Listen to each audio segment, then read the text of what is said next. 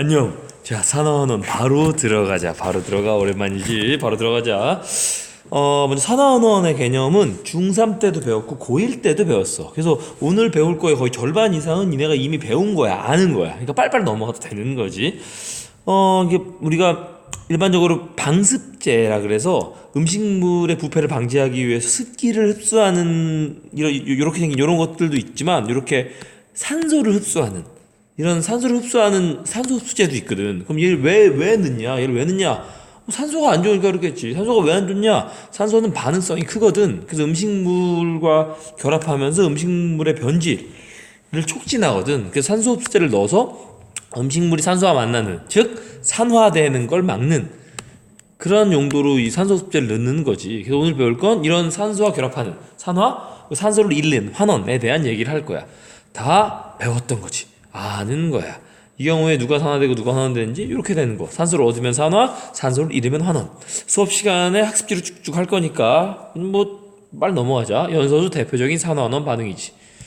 얘가 산소를 얻었으니까 산화, 얘가 산소를 잃었으니까 환원이 되는 거지. 얘 입장에선 요렇게 결합하고 있었는데 요렇게 되면서 결합이 요걸로 바뀌었잖아. 그래서 얘 입장에선 산소를 잃은 게 되는 거지. 얘 같은 애라고 치면, 그치? 그래서 얘가 환원이라는 얘기지. 그런 이야기야. 여기서 이제 누가 산화하고 누가 환원인지는 수업 시간에 학습지로 해보고, 대표적으로 광합성과 호흡 역시도 산화 환원 반응인 거지. 산화 환원 반응에서 산소의 얻음, 산소의 이름으로 산화 환원을 정의하는 건 굉장히 협소한 개념이야. 이거는 부족한 개념이지. 왜냐하면 모든 화학 반응에 산소가 관여하는 게 아니기 때문이지. 그럼 산소가 관여하지 않는, 산소가 없는 화학 반응에서 산화 환원은 어떻게 정의하느냐?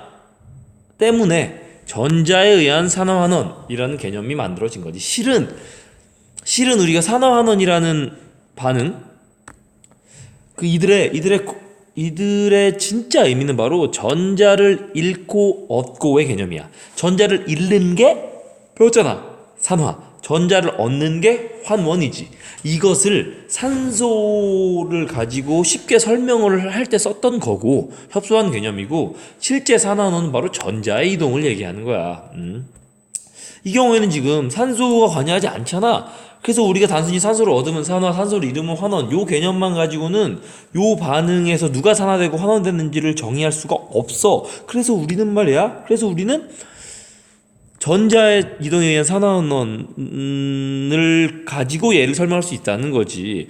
우리가 이렇게 쓰지만 얘는 우리가 뭐라고 불러? 얘 무슨 물질? 어떤 결합으로 만들어진 물질? 그렇지, 이온 결합 물질. 이온 결합 물질은 우리가 쓸 땐 이렇게 쓰지만 실은 얘는 Na 플러스 상태고 얘는 Cl 마이너스 이온 상태지. 이 이온이 Na 플러스 Cl 마이너스, Na 플러스 Cl 마이너스 이렇게 쫙 결합되어 있는 거잖아.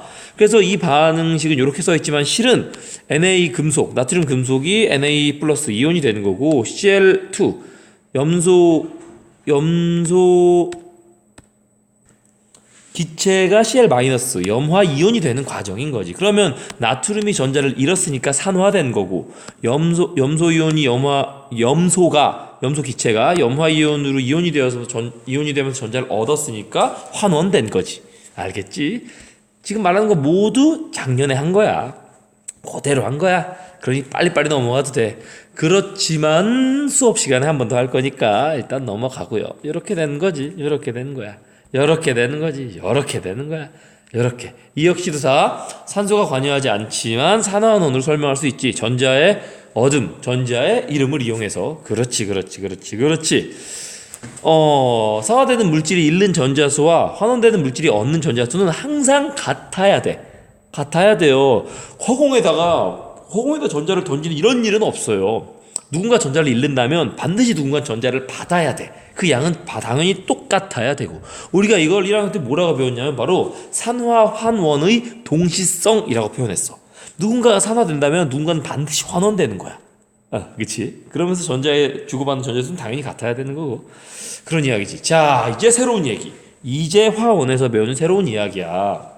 일어날까? 일어나지 않을까?에 대한 이야기지. 황산 아연 수용액, 바로 ZnSO4.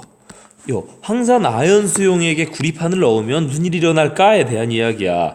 우리가 이렇게 황산 아연을 이렇게 썼지만 실은 얘는 아연 E 플러스와 SO4 E 마이너스, 황산 이온과 아연 이온들이 여기에 따로따로 둥둥둥 떠다니는 상태인 거지. 여기에 우리가 구리, 넣은 거야. 요때 무슨 일이 일어날까에 대한 이야기지. 또 요번 반대로 황산구리 수용액. 황산구리 수용액은 CuSO4 얘지. 그러니까 얘랑 똑같은 논리로 구리 이온과 황산 이온이 이렇게 여기 둥둥 떠다니는 거기 상태야. 여기에 지금 아연 금속을 넣은 거고. 그러면 어떻게 될까? 그러면 여기선 반응이 일어날까? 여기선 반응이 일어날까? 뭐 이런 얘기지. 둘은 정확히 반대 상황인 거잖아. 결론부터 말하면 요때는 반응이 일어나지 않아. 즉 아무런 일이 생기지 않아. 아무런 변화가 일어나지 않고 요때는 바로 여기 있는 아연판에 있는 아연 금속이 구리이온한테 전자를 주면서 산화되고 구리이온은 아연한테 전자를 받으면서 환원되는, 그래서 구리금속이 석출되고 여기에 구리가 뿅뿅뿅 붙고 아연 이온이 이 물속으로 녹아듣는 요런 일이 발생하지. 요런 일. 그럼 왜 얘는 일어나지 않을까? 요거까지는 작년했지. 요거까지는 그치? 요거까지는 작년했어. 그럼 왜 이런 반응이 일어나지 않을까에 대한 얘기를 이제 할 거야. 왜 이런 반응이 일어나지 않을까? 왜 얘만 반응이 일어날까? 바로 이건 뭐 때문이냐면 바로 반응성의 차이 때문이야. 반응성이라는 게 뭐냐면 전자를 누가 더 잘 주냐는 거지. 우리가 금속과 비금속을 나눌 때 어떻게 나눴냐면 전자를 주고자 하는 애, 전자를 잃고 싶어 하는 애를 금속, 전자를 얻고 싶어 하는 애를 비금속이라고 얘기했었잖아. 즉 금속은 전자를 주고 싶어 하는 거야. 다만 전자를 더 많이 주고 싶어 하는 금속과 전자를 좀 덜 주고 싶어 하는 금속, 요 차이가 있다는 거지. 바로 그 차이 때문에 어떨 땐 반응이 일어나고 어떨 땐 반응이 일어나지 않는다에 대한 이야기야. 이 경우에는 지금 아연이 구리보다 전자를 더 잘 주는 아이거든. 반응성이 더 큰 아이야. 그래서 요 상황이 되면, 즉 황산구리 수용액에 아연판을 넣은 상황이 되면 아연이 구리이온한테 전자를 줘서 요런 반응이 일어나는 거지. 이렇게 되는 거야. 이 반대는 일어나지 않는 거야. 왜냐하면 아까 말했잖아. 아연이 구리보다 전자를 더 잘 주는 아이야. 근데 이미 아연이 전자를 준 상태네. 그치? 더 이상 반응이 일어날 필요가 없는 거야. 전자를 주고 싶어하는 애가 준 상태니까. 그래서 이때는 반응이 일어나지 않는다라는 게 이번 내용의 핵심인 거지. 알겠니? 자, 그런 거야. 이걸 바로 우리가 금속의 이온화 경향이라고 말해. 금속이 전자를 잘 주는 경향을 이렇게 쭉 나열하면 이렇게 되는 거지. 이게 습관처럼 외우는데 뭐 외우면 나쁠 건 없지만 꼭 외워야 되는 것도 아니야. 그래서 옛날에 어떻게 외웠냐면 칼카나마 알아 천리주납 수구 수은 백금금, 칼카나마 알아 천리주납 수구 수은 백금, 이렇게 외웠었지. 얘 주석이거든. 주석. 칼카나마라 천리주납 수구수은 백금, 뭐 이렇게 외웠다는 거야. 외워두고만 안 외워두고만이야. 중요한 건 이쪽으로 갈수록 전자를 잃고 산화되기가 쉬워, 양이온이 되기 쉬운 놈이라는 거지. 즉 여기 있는 끝에 있는 건 그 지구상에 있는 금속 중에 가장 전자를 잃지 않는, 전자를 가장 안 주려는 아이, 바로 누구야? 금이지. 금. 얘 금이야. 금. 그래서 우리가 금반지를 끼는 거야. 왜냐하면 금은 전자를 잃지 않으니까 반응을 잘하지 않는다는 뜻이고, 우리도 이 금반지처럼 반응하지 않는 변함없는 사이가 되자, 뭐 요런 허무맹랑한 믿음을 좀 이렇게 서로 주고 받으려고 금반지. 자, 다음. 자, 그런 거지. 그래서 이런 사태가 일어나는 거다. 아연이 구리보다 왼쪽에 있으니까 전자를 잘 주니까 요 반응이 일어나는데 요 반응은 일어나지 않는다 라는 이야기지. 다 수업 시간에 자세히 할 거야. 그러면 이제 지금까지는 우리가 이온 결합에 대한 얘기를 했어요. 이온 결합은 명백히 누군가 전자를 주고, 이 누군가는 금속이겠지. 명백히 누군가 전자를 받아. 누가 받아? 비금속이 받아. 이렇게 확실히 전자를 주고받음이 확실했어. 그런데 공결합에선 그렇지 않잖아. 공결합이라는 개념 자체가 누군가가 전자를 아싸리 주고 아싸리 받는 게 아니니까. 근데 우리가 공결합에서도 산화환원을 다뤄야 하거든. 그래서 공결합에서 어떻게 산화환원을 다루는가에 대한 얘기를 해보자. 바로 그래서 필요한 게 산화수야. 산화수.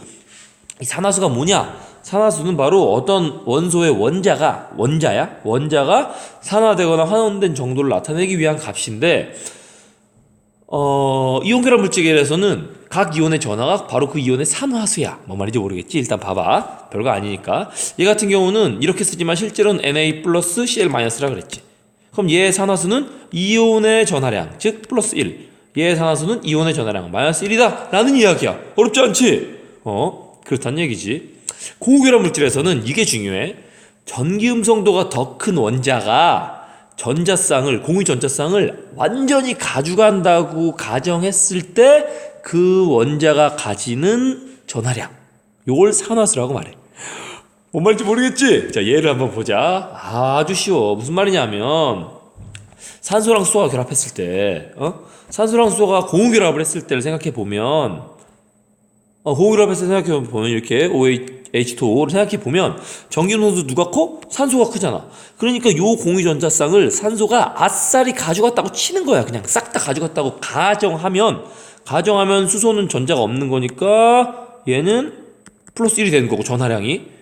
얘는 전자를 2개를 얻었으니까 마이너스 2가 되는 거지. 무슨 말인지 알겠어? 그래서 얘 산화수가 마이너스 2, 얘 산화수가 플러스 1이 된다는 거야. 가정하는 거야. 완전히 가져갔다고. 요번에 얘 경우를 보자. 이렇게 HCl이라는 결합이 만들어지면 전기음성도가 염소가 수소보다 크니까 여기 있는 공유 전자쌍을 염소가 싹 다 가져갔다고 가정을 하면 얘는 전자 하나를 얻은 거니까 전하량이 마이너스 1이 되지. 요게 얘 산화수고, 얘는 전자 하나를 잃었으니까 전하량이 플러스 1이 되지. 요게 얘 산화수다라는 이야기지. 산화수는 가상의 수야. 우리가 산화한원을 정의하기 위해서 만들어낸 가짜라고. 가상의 수, 편의를 위해 만들어진 개념이야.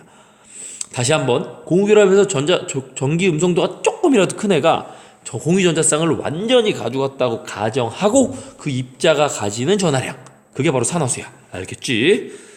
자, 이제 몇 가지 산화수의 규칙을 한번 배우면 오늘 할 게 마무리가 되는 건데, 자, 원소를 이루는 원자의 산화수는 항상 0이다. 왜? 혼자 있어. 전자를 잃거나 얻지 않았어. 전하량이 얼마야? 0이니까. 얘는 이런 결합을 하지. 산화수라는 건 뭐야? 전기음성도가 조금이라도 큰 애한테 전자가 같다고 가정하는 거지. 둘은 같은 원소야. 전기음성도가 완전히 동일해. 그럼 전자가 어디로 가? 어디로도 가지 않아. 그렇기 때문에 얘의 전하량은 0, 산화수가 0. 이게 바로 그 말이야.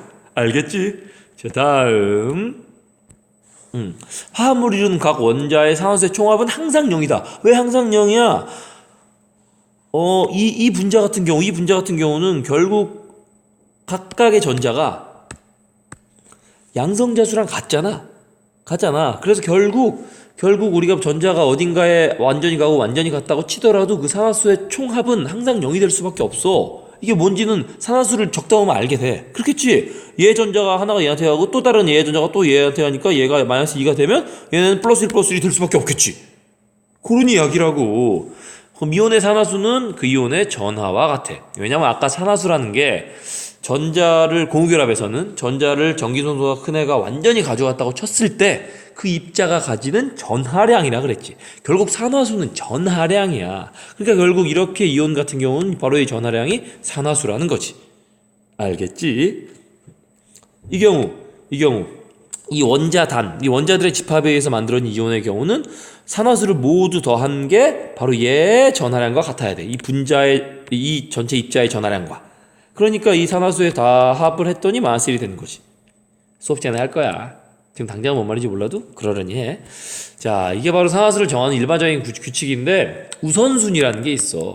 이 우선순위가 어떻게 결정되는지 대충 느낌이 오니? 바로 우주에서 가장 전기음성도가 큰 얘는 무조건 산화수가 마이너스 1이다 라는 거지. 사실 무조건은 아니야. 왜냐면 이 경우, 즉 요 경우에는 얘는 산화수가 0이니까. 그치? 이 경우가 아니라 화합물에서를 얘기하는 거야. 화합물에서 얘의 산화수는 마이너스 1이지. 얘는 가장 전기음성도가 작은 축에 속하는 애들이니까 누구랑 결합해도 웬만하면 플러스 1이다 라는 이야기지. 다 비슷한 개념인 거야. 알겠지? 여기에 너무 얽매일 필요도 없고 그냥 일반적인 산화수 정하는 걸 하다 보면 자연스럽게 알게 돼. 이 표를 억지로 외울 필요는 없어. 자연스럽게 이 표가 이해가 되고 이 표가 너희 마음속에 살포시 자리 잡게 될 거야. 천천히 수업 시간에 따라오면 돼. 상대적인 숫자라는 거야. 잊으면 안 돼.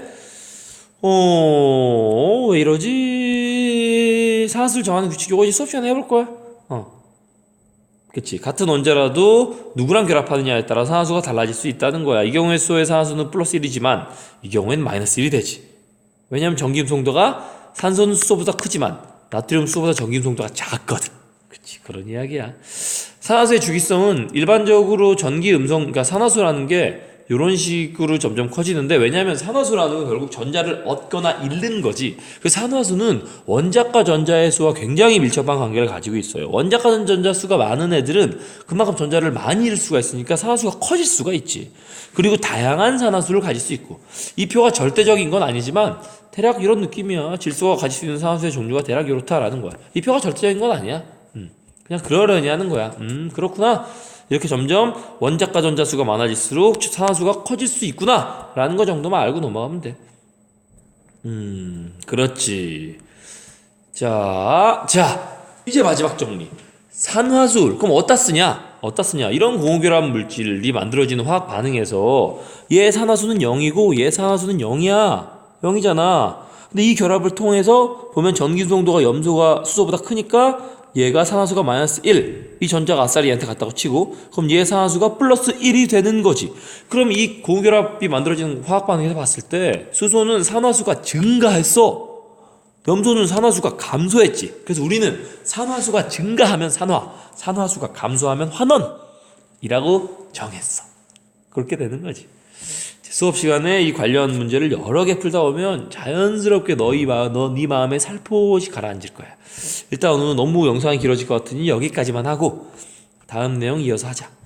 영상 2개로 끝내려고 했는데 수업까지 2개로 끝낼 수 없겠는데 아무튼 오늘은 여기까지. 자, 수업 시간에 이제 산화수 개념까지 해보자. 꼭 영상 보고 와야 되는데 이거 어려운데. 안녕, 고생했어. 이제 영상 하나밖에 안 남았어. 그럼 우리의 관계가 끝나. 화학이 끝나. 함께하는 화학이. 마지막 영상 하나까지 잘 보고 오자. 안녕. 안녕.